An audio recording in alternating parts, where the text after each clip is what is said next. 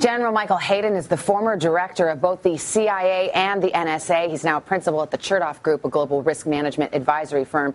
General Hayden, good morning to you. Sir, I'm sure you've looked very closely at this video, as we all have, but you have, of course, a more trained eye. Tell me what you see. Are these attackers who, in your estimation, have a lot of sophistication and training? They do, particularly compared with some of the other attacks we've seen in Ottawa, in Sydney, and elsewhere. They're very comfortable in their own skin. They're comfortable with their weapons. They were calm. This wasn't a random attack. It was well planned. It wasn't a suicidal attack. They escaped in order to be able to kill again. And so this is kind of the high end of the new genre of attacks I'm afraid we're going to see for some time now. The self-radicalized, the self-motivated kind of individual living in full view inside of Western democracies. And I wonder if this is the new flavor of terrorism that we should come to expect in the wake of 9/11. You don't see, thankfully, those massive operations, but now these rather lone wolf attacks. We saw what happened in Canada. We saw what just happened before Christmas in Sydney, Australia.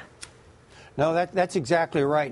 And frankly, Savannah, that's a bit of a measure of success. Those big mass casualty attacks against iconic targets were slow-moving, complicated, multiple actors, and we've gotten good at preventing those now. They just take too long to evolve. We get involved and we stop them. So now what we have are drive-by shootings and self-radicalized individuals and SUVs in Times Square. The attacks that we saw in a shopping mall in Kenya, and now what we saw yesterday. And I should add and repeat again that what we saw yesterday is probably the high end of this kind of assault. But on the other hand, these suspects weren't exactly unknown to authorities. One of them has actually served time in prison for trying to go to Iraq and fight American soldiers there. Does that just speak to how difficult it is for French authorities, or frankly any authorities, to track these guys? Oh, it really, really does. And let's give credit where credit's due. The French are very good at this.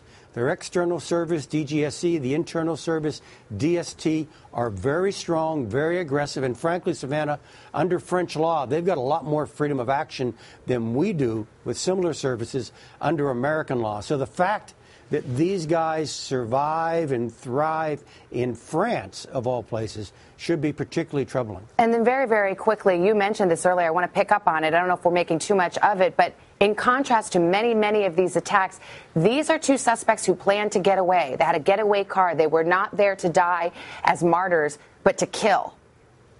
No, exactly right. And I'm afraid it's a measure of the increased sophistication of this kind of attack. Well, General Michael Hayden, it's always good to get your perspective, sir. Thank you very much. Appreciate it.